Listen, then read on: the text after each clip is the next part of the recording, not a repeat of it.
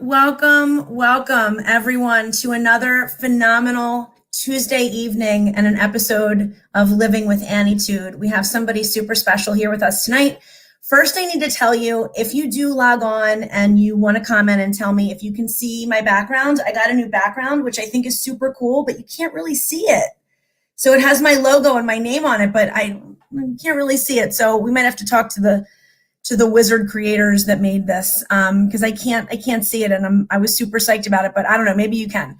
So there's also a lot of craziness happening in the house right now. My son is banging on the wall because he's playing, of course, as we all know, Fortnite. So I keep hearing like wall banging. I don't know if he's mad or if he's happy. I don't know.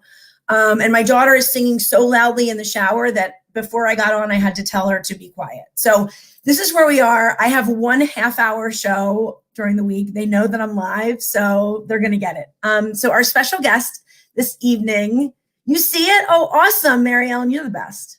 Hi, Danny. How are you? I love when people pop in. So this is our fabulous guest, Jay Shifman. Choose your struggle, Jay Shifman. Hey, Hi. how are you?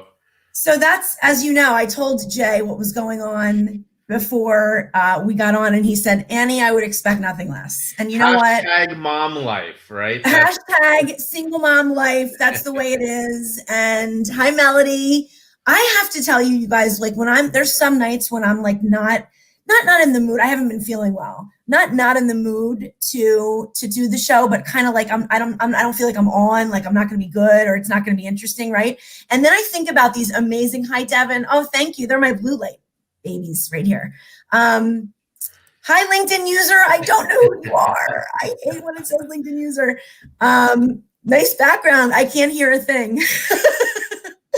Hi Nick. How are you? So when I think of all the people that jump on and say hi to me, I get really excited. So that's what got me, like, not that you didn't get me excited, Jay. I was pumped to talk to you.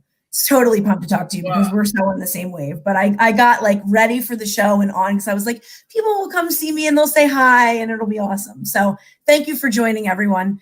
Jay, for people that don't know you, I think they might be under a rock. I don't know, but tell us what Choose Your Struggle is and what it is that Jay Shifman is doing. And I also want to know how excited you are to be the interviewee instead of the interviewer, because I was on your podcast as well. Yeah, you were, and that was a great episode. I gotta say, it's an honor to be here. You are a ray of sunshine. Whenever we chat, it's always wonderful. So I'm really thankful to be here, Annie. Thank you so much for Thank you so much.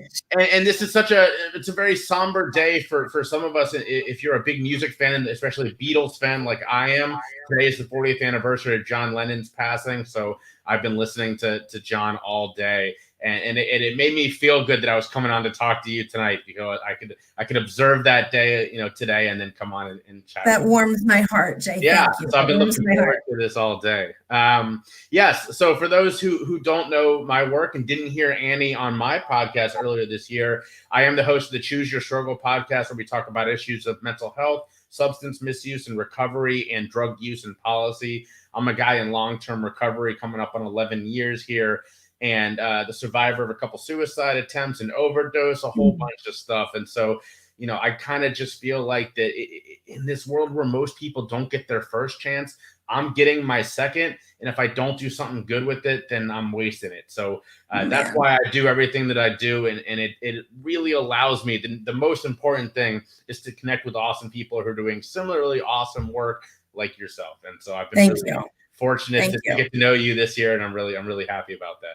Thank you so much. And thanks for sharing sort of your journey, some of your journey with us. And it's been a hard ride for me as well. I mean, an arduous journey, but obviously as we're on the other side where the light is, and I'm not saying every day is peaches and cream because it's not, but we do, I think both of us realize sort of what you can go through and how far you can come. And what are some of the ways that you came from one end, from A to B, came to see the light? I know you survived a couple of attempts and you talk about all of this really important mental health stuff. How did you get where you are now? We're getting right into it, aren't we? We're going right for the home run. It's only a half hour show. I don't waste any time. Yeah, so I'll be honest. The stigma around the issues of mental health and substance misuse, it's very alive. And for the first 5 years or so of my recovery, I bought into all of that stigma. And so I was incredibly afraid to share my story. I honestly believed, like most people, that, I would be shunned, I would lose my career, all that kind of stuff that we believe. And really lucky for me, a buddy of mine does a storytelling event back home in my hometown of Cincinnati, Ohio. And he invited me to speak. And I finally said yes. That's all it took. You just turned that corner. I said no the first 3 times because I literally said the words to him, "This is never going to happen." And then I went home to see my dad one day, and we were chatting right before dinner, and I told him about this opportunity, and he looked at me and he said, "Well, why wouldn't you do that?" And I said, "Because I'm terrified."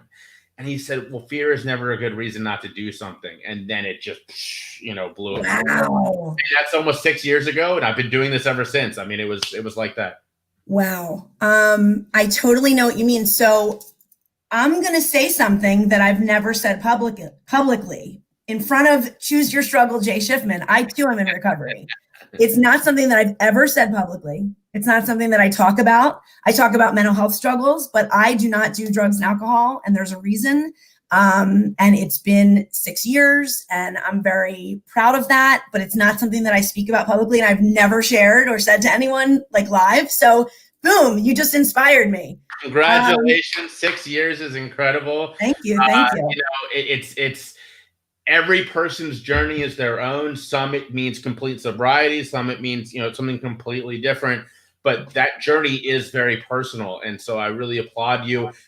Those of us who do this work, we say that there's 2 dates in your recovery: the day you enter recovery and the day you start talking about it. So I'm honored to share that second date with you. Thank you. And we have a lot of people too. I don't want to interrupt your story, but there's a lot of people that are saying things like, we want to connect with Jay, and Devin had 11 years in November. Michael, great show. Love this. Sober 14.5 years. Just be true in every way. Go, Annie.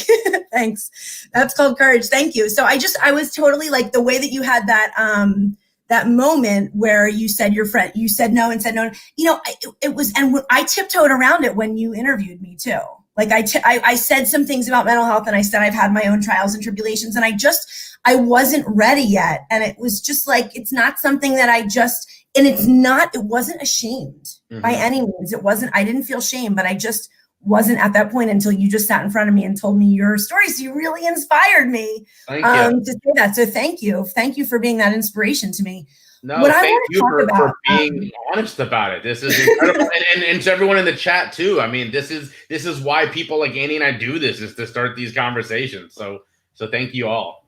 Yeah, I mean, seriously. And it's the support on LinkedIn. I mean, I know you're like heavily active on LinkedIn. Hi, Foley. Thank you for your comment. The support just on LinkedIn, is truly amazing when you're starting something new, when you're coming out, being courageous, when you're being brave. It's so incredibly supportive. What kind of network do you have that you surround? What's your support system look like? Well, that's how you and I found each other. Is in LinkedIn. It really is incredible. I got to say that there are so many people like you and I who do this work on LinkedIn. And it's personally, I do a lot of my work on LinkedIn because for the longest time, this kind of stuff wasn't supposed to be talked about in the workplace, right? We were supposed to keep this on Facebook and all those other for fun social medias. But the fact is, before COVID, obviously, we were spending as much time with our coworkers, waking life in America, as we were with our families. If we're not talking about this in the workplace, we're not talking about this on LinkedIn, we're missing opportunities to have these conversations. And so, that's why I love people like you who do a lot of their work on LinkedIn, because you're kind of like forcing it on people like, hey, we can have these conversations. It's okay. And eventually those people start to come around. And I can't tell you how many times people have reached out to me to say, early on, like, oh, I don't know if this is, I'm not comfortable with this or whatever. And then later on, so many of them come back to me and they're like, oh, thank you for sharing this. Thank you, whatever. And they've had some amazing transformation in between. Absolutely. And I mean, I feel like with LinkedIn, and it's really, I know that you're not supposed to do this business wise, but it's really like one of my only, the only platforms I'm really, really active on. I mean, I've made a couple TikToks, I'm not going to lie, but moms of TikTok, #over 40, I'm hanging out in that space. But I really lean into LinkedIn and the support system a lot. And I do like raw video, like I've had so many people contact me, like where they're like, oh, can we make your videos like really amazing? And can we add color and can we add pizzazz? And it's like, it's the same as my show. Like, I love it when people have amazing intros and outros. That's really cool. I love it when people have, like a Jonathan Palomar or whatever that comes on and puts like amazing videos together and he's moving in the background, staying still. But like, what I bring and who I am is just raw. And I feel like if I add that stuff, I won't be being authentic.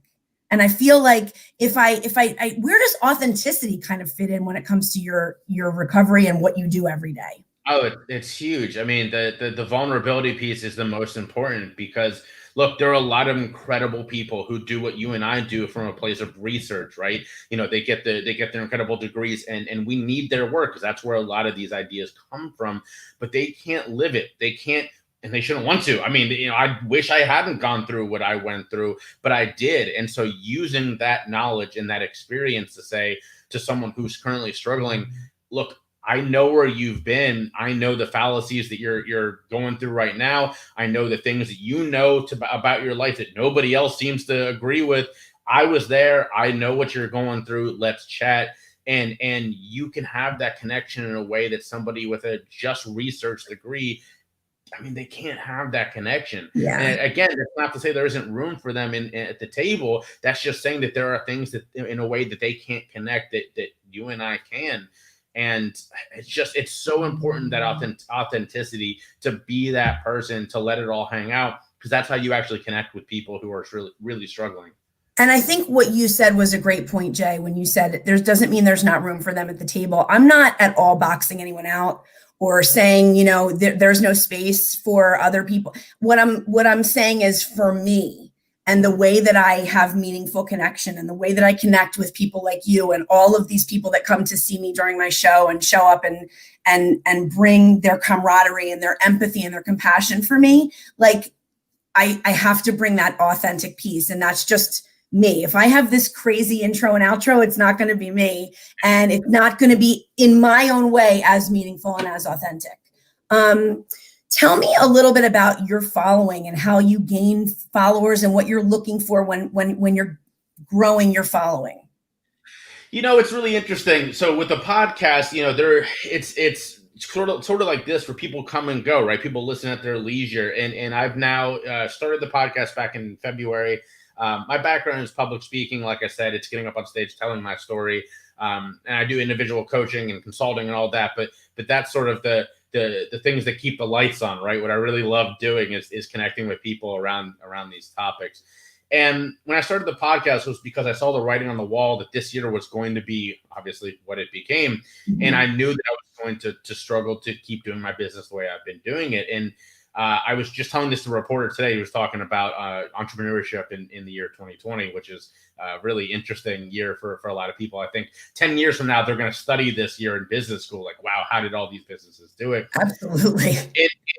What was it? March of this year, right? When the NBA canceled the rest of their season, put it on pause. That's kind of when we recognized that COVID really hit. I lost 5 speaking engagements in 2 days, and I was devastated, right? I went, oh my God, how am I gonna, survive this year? And then I took a step back after a day of mourning. I'm not gonna lie, I was really upset about this. Yeah. And I said, okay, how can I make this year into something good if this is how it's going to be? And so I put up on social media, on LinkedIn, on all my places, on the podcast, I said, look, if you are struggling the way that I'm struggling right now, you need someone who can give you some advice or can just be there and listen as you talk, can be validating to what you're going through. Give me a call, find me on my website, do whatever you need to reach out. And I was flooded. I mean, people just needed someone to be there, right? Yeah. And so March, April, May, like the next couple of months, like that's basically all I did was that in my podcast. And it was just talking to people. And sure, some of those people became actual coaching clients, but that was sort of less important. It was just for some of the people. And I haven't talked to a couple of them since, right? I mean, they get off the phone with me, they text me later, like, thank you for that. And we haven't spoken since. But just having that opportunity to be there for someone, kind of get back in touch with my why, which is obviously helping people, it was really important. It really helped me a lot. And it helped me survive this year. It's so interesting that you bring up your why. How did you figure out what your why was? When did you figure that out? Because I'm going to tell you just really quick. My why is evolving after this year. So my why was absolutely helping people find their most authentic selves. And now I know my mission to be that I'm helping people not feel alone. So it's more, it's digging deeper into what my mission is. And that's what I have found in 2020 to be what I'm doing and what lifts me by lifting others. Tell me about your why. That's beautiful. I really like that. And I think the idea of an evolving why is also really cool, because what motivates you to get out of bed yesterday may not be the same thing today. And we sometimes get stuck in that very static of, that's how we did things before. And that can crush a business. It can crush a relationship. If you don't evolve, it's going to grow stale. That's literally how things work. For me, I wish I could say that, like I said, I got into recovery back in 2010. I started speaking about it. Now, that's just not how it didn't go like that. It's not linear. Right. Life doesn't work like that. Exactly. Right. As John Lennon said, life is what happens when you're busy making other plans. So I got into recovery and I immediately started all these other careers. I was in fundraising for over half a decade, in consulting. I worked in politics. And on the side, I was doing a lot of this work. Like I said, I first started telling my story in 2015. And back in 2019, I was working with job coach and Christian Zaba, who is incredible. I owe so much to her. And we're chatting, and she sort of helped me realize, like, Jay, you are already following your passion. Why are you doing it in your spare time? You could be doing so much with this. And so she really helped me recognize that my goal of this is to help end the stigma and make sure that people who are struggling get the help that they deserve. And I've been doing that now for 2 years, but I would have kept going with these other careers thinking that it was a side gig if she hadn't have been the one to tell me, stop it. You care about this. You have an expertise in this that not everybody does.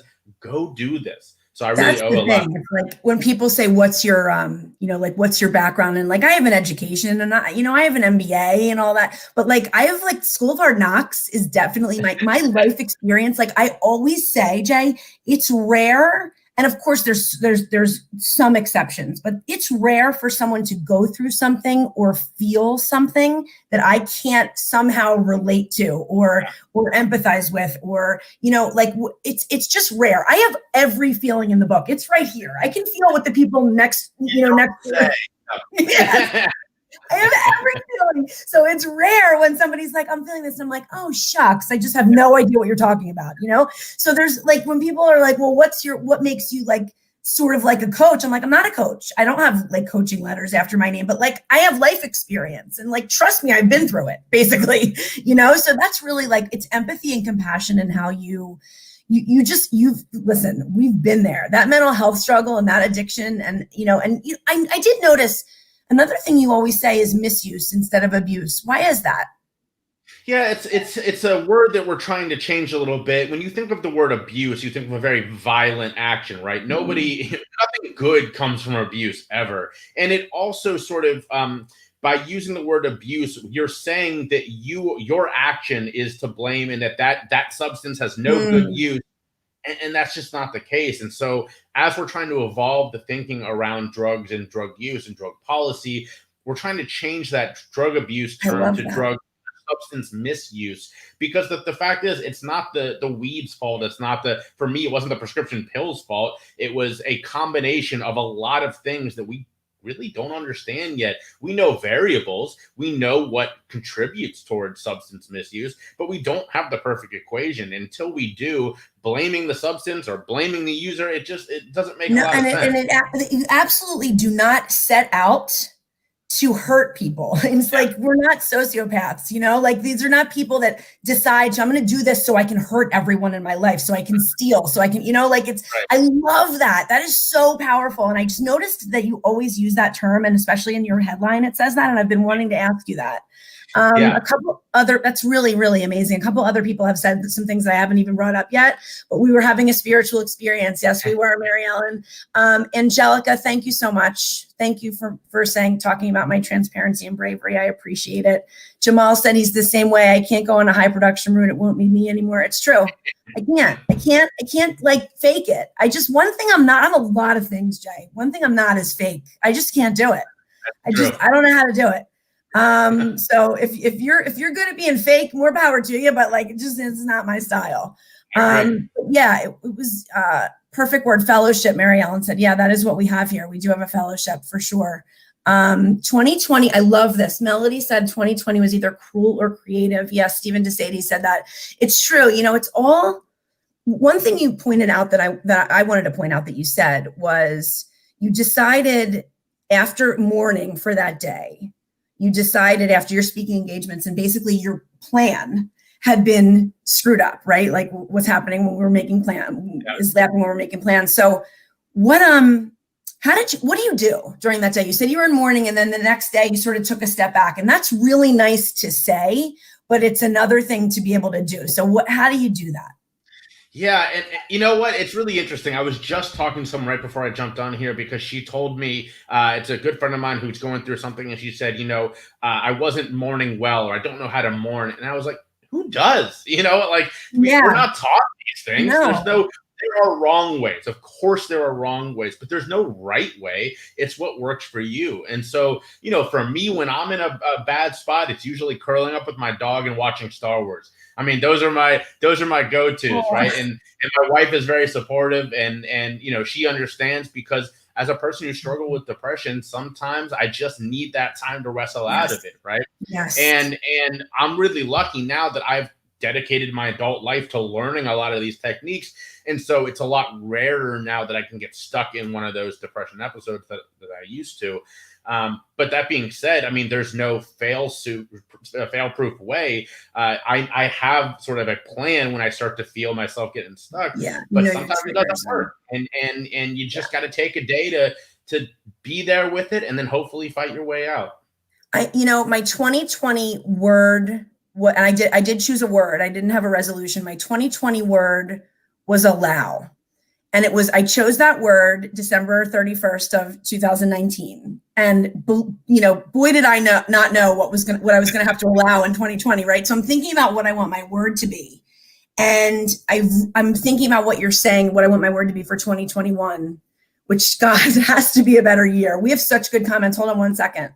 I so agree. Been working with drug rehab for quite a few years, calling it abuse and saying it is disease instead of the best balm you can find for your traumas. Very interesting comments. Jay, been doing that lately to gather some energy. Yeah, my son and daughter and I are rescuing a dog. So we're with, I don't know if your dog's a rescue, but we're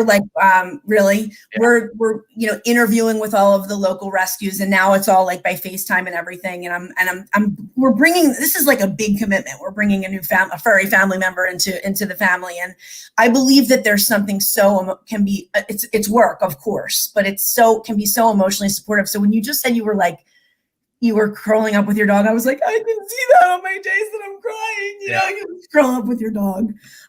There's something about an animal that's just amazing. But so I was thinking about my word for 2021, and the word that keeps popping in my head is balance. I don't know if I want to make that my word yet. What are you thinking? If you had to pick a word for 2021, what are you thinking it would be? Oh man, balance is a good one. I hearken back to a wise man once said to me, everything in moderation, right? So I think that balance is really important.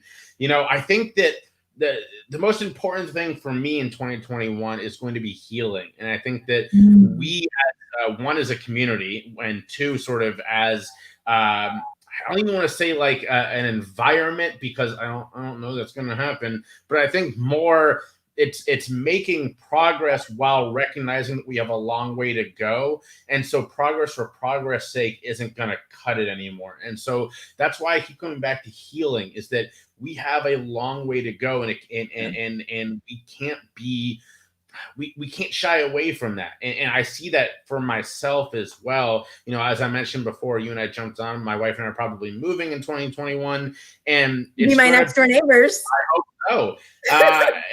be a year for recalibration and for a lot of people and hopefully immense progress. That would be my hope. So that's a great word. I love healing, and my version of healing is so it really is, as I don't want to sound cheesy, but this is really the truth. Like, it's basically lifting others. Like, that's how I heal. And I can sit and I can write, and I write a ton, and I write about gratitude, and I write the things I have to be thankful for, and I write my feelings, and I just get them out, because obviously I have a lot to say. So I write. I would probably have even more to say if I didn't write the way I did. But part of my whole thing is, like, I just feel like we have to give in order to feel full. It's the more you give out of yourself, and help others and lift others, the more I feel full. It's just an unbelievable feeling. So, I don't know what, obviously that is for you too. It's what you do every day. Interesting. So right before I got on, like I said, I was talking to my friend who was struggling, but I was also feeling a little down earlier today. And the first thing I recognized I was doing is I went to Instagram and started messaging some people. Oh, that's so cool. I love that, whatever. And it lifted me up to be that positive response for people. Yes, that's exactly right. It's like, you feel, someone very special said to me today, because I was in a little bit of a funk. I haven't been feeling well, just physically feeling yucky. And he said, Annie, like, you need to get another client, because you have in your worst mood, you have one of those conversations where you lift them and you feel higher than the sky afterwards. And it's so totally true. I'm like, it's like, I feel energy just from talking to you. And it's like, just our exchange here, and like our support here on the side in the comments. It's just so thrilling and makes me feel like I'm on fire. So I don't feel this way before the show. And then after the show, I'm always like, yes, what can I do next? I got this. Life thing is going to be amazing. Life is so good.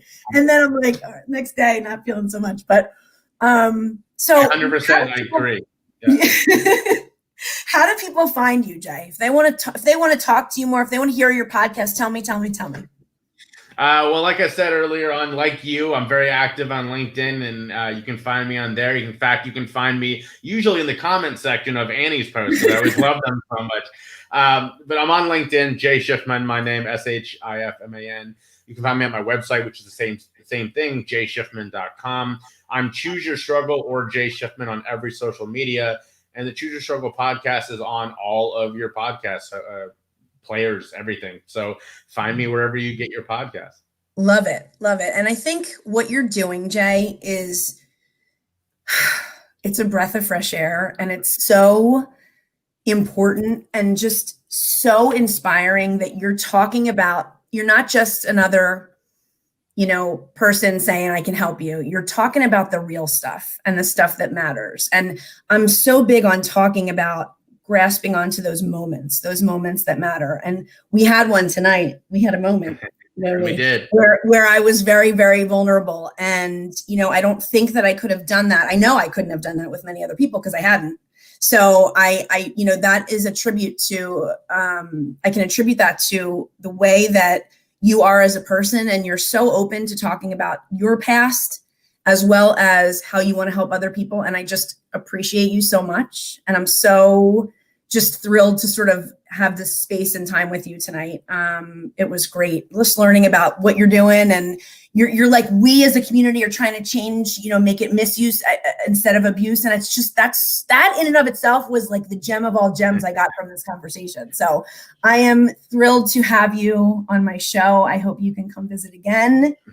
Anytime you want me. Thank you so much. And I can't wait for you to be my neighbor. Come to Philly. I even have a Philly shirt on right now. I have a 60 shirt on. So I gotta say, that's funny. You're wearing a Philly shirt. I'm wearing a Celtics jacket. So yeah, we'll get that shit off. All right? Not New England, okay? This is not New England. This is the PHL, baby, the 215. So, and if you have any questions or you need me for anything before your move, please reach out and let me know. Everybody connect with Jay. He's amazing. And that's it. That's all I got tonight. It's been real. Jay, stay on for 2 seconds. This is great. Thank you so much. All right, guys. Hey, peace. Good night, everybody. Look at my outro. Ready for this big fancy outro? Bye.